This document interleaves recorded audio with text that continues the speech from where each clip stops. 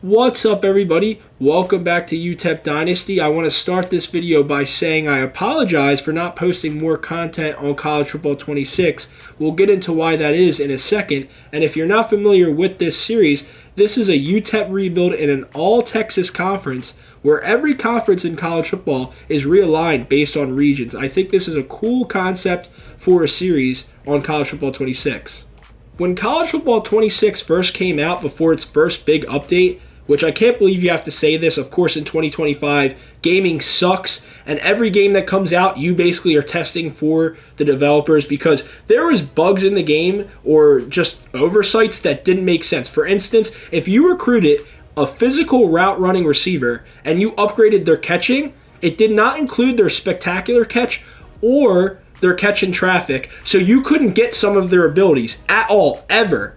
And they fixed all that stuff, and now the game is a lot better. You can run the ball in gameplay. Running the ball sucked in the first month of this game. After the update, the game is much better to play, and now it's just in a way better state after the update, which should make this rebuild a lot of fun. The reason I love doing rebuilds in just about every sports game, now, every sports game has a different game mode for doing rebuilds, and some are better than others, but at the end of the day, there is nothing more fun than taking a team that's bad, finding players, scouting them, bringing them into that team, then going and developing those players, making those players cornerstones to why the team finally turns it around and telling stories around that. When it comes to making content, year one of a dynasty is a little bit weird to me, and I didn't know how to format it because specifically for UTEP, they have so many players that are seniors graduating and a lot of players at key positions that want to transfer, including the quarterback. So the team you're seeing in year one is definitely not the team you will be seeing in year two. So telling a story about the team is kind of hard.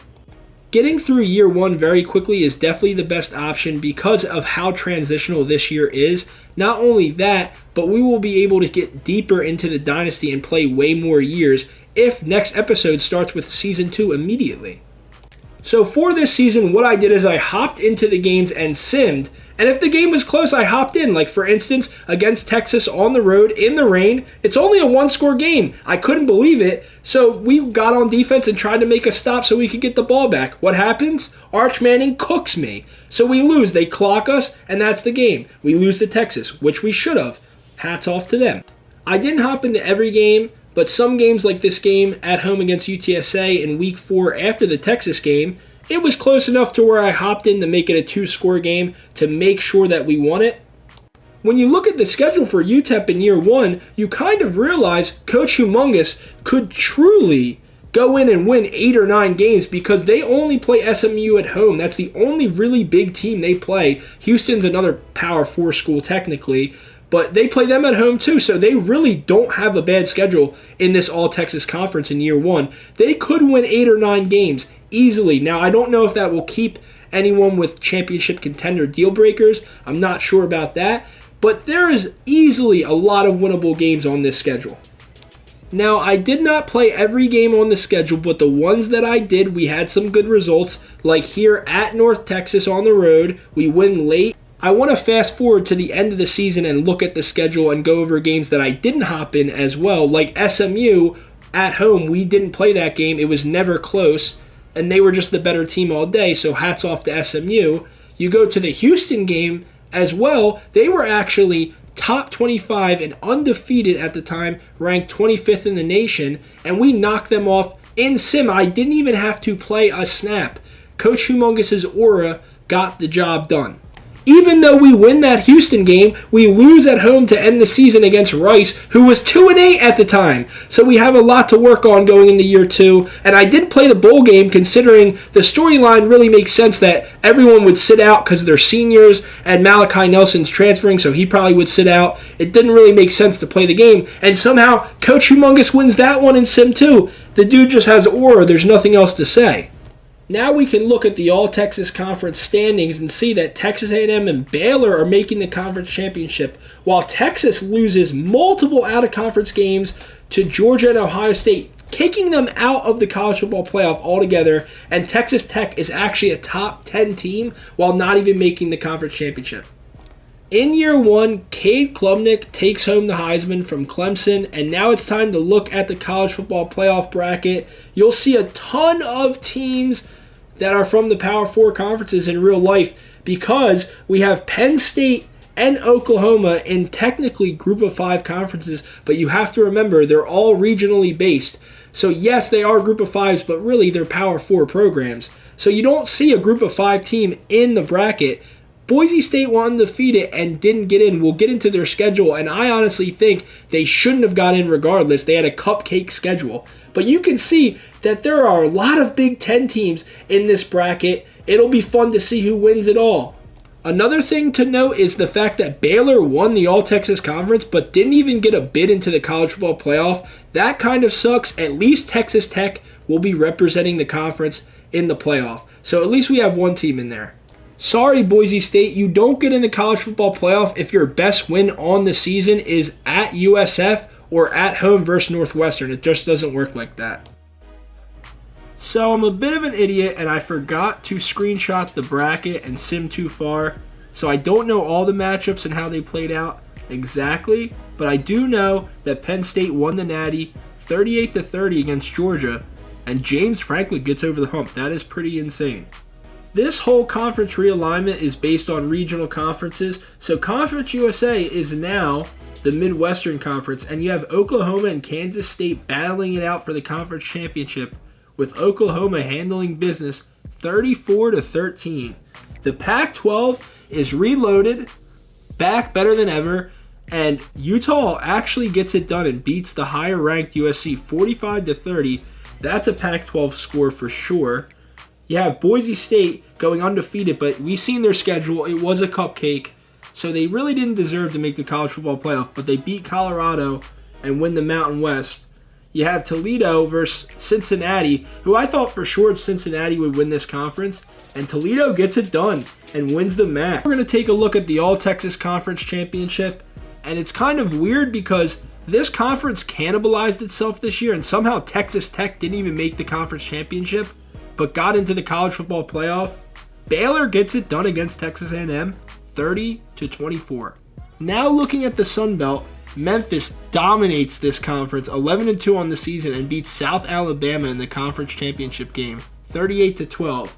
I turn the American into the Northeastern Conference, and Penn State also dominates this conference championship game against Pittsburgh, 31-13. But what's crazy is Pittsburgh was 11-2 on the season, and if they win this game, they actually knock out Penn State from even going to the college football playoff, and instead they go. And Penn State obviously goes on to win the national title. Taking a look at the SEC, I put Clemson in there to be with South Carolina.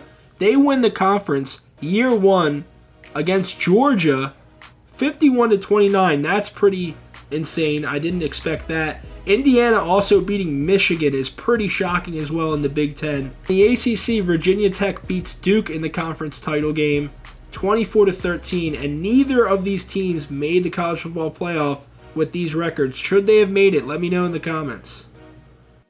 You can see right here why in year one I didn't really want to focus on the team too much. Basically, every one of our best players at every position is gone. Kenny Odom at receiver, Malachi Nelson at quarterback, Xavier Smith at strong safety. All these guys are huge parts of this team. And Marquez Taylor has gold shifty, and he's gone too. I mean, we lost everything, but we built back up. When I say built back up, I mean it. Coach Humongous goes out and gets an elite dev 4-star quarterback out of high school to replace Malachi Nelson. He also goes out and gets a ton of transfers in the secondary to shore up the defense, and they will make immediate impacts. And at the skill position groups, he gets multiple 4-stars with great dev traits to come to this program as well. And what's crazy is we did not scout at all because at a 1-star school, you don't get enough recruiting points at first to scout. I want to get into their stats and abilities real quick. Paul Schofield, while he might be the best quarterback in the room as a true freshman, below 70 speed, low agility, and low change of direction makes him a statue in the pocket. And because of that, I don't know if I want to play with him in his first year, his freshman year. Maybe redshirt him for a year and see what happens, because we can upgrade his elusiveness and speed by then. He already starts with great accuracies. I don't really know he has the best throw power. He's definitely the best quarterback, but he will get hit too much. If you know this game on Heisman, you know you can never stay in the pocket. You need a quarterback that can scramble. And with the O-line we have, we definitely need a quarterback that can scramble. And I don't know if Schofield provides that his first year in college football. We might have to redshirt him. Play from Arkansas State, who will probably lead the backfield for us with Silver, shifty, and a lot of abilities as a senior. Jose Kim, who has star dev and no abilities, even though he looks amazing, might just get the red shirt, because we can go with Ashton Emery and other players for now this season and get the most out of players like Antonio Kendricks. I don't know why I thought it was Austin. And Jose Kim. Players like that can be redshirted and get better development over time. Considering he's only a 75, it can get better. I don't know, though. He might play. You got to let me know in the comments who we should redshirt and who we shouldn't. When you look at the receiving room, it becomes apparent that we killed it in the recruiting of receivers in year one. George Awasika and Martin Johnson, as true freshmen, are the best receivers on the team.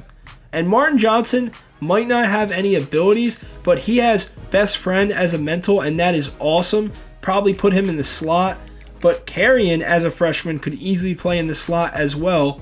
We have all of these true freshman receivers. It's going to be fun to play with in year two. Tight ends from year one, including Cash Cheeks. I love this guy. Love me some Cheeks. He's also 6'7", a monster. It's nice to have some players returning.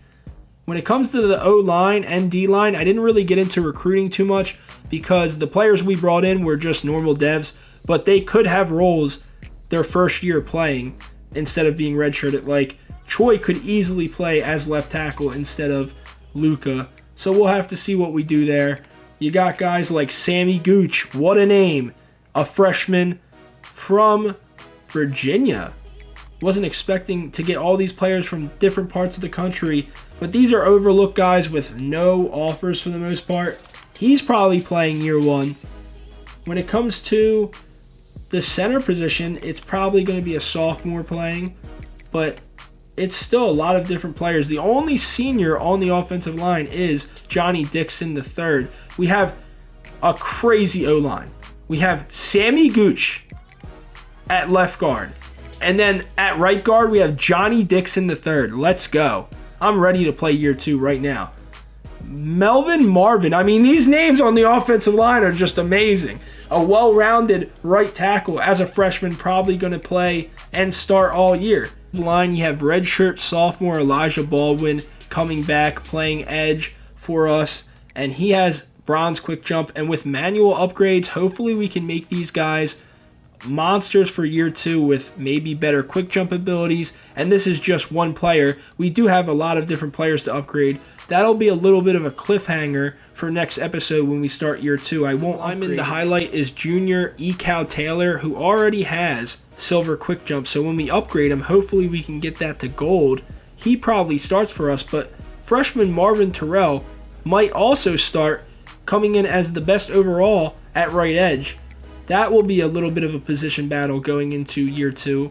We'll see who wins the job. Looking at the D tackles, you have Ashton Coker, who is going to start for us all year, hopefully, and also freshman Joe Toney. But after that, Bartow and Dubose probably get redshirted, and Sean Bush can just play the depth role, because I do want players to be redshirted so they upgrade and have better development than if you just let them play as true freshmen. The linebackers, David Babcock and Javon DeVoe, both true freshmen, are probably starting for us, while Brian Cobb, who's also a true freshman, probably gets the red shirt, considering he has a lower dev trait, so it would help him to get the red shirt. I think that's the best way to go about this when it comes to the linebacker room. Secondary is the strongest part of this team with all the transfers that were just brought in, with Ashton Stamps leading the way.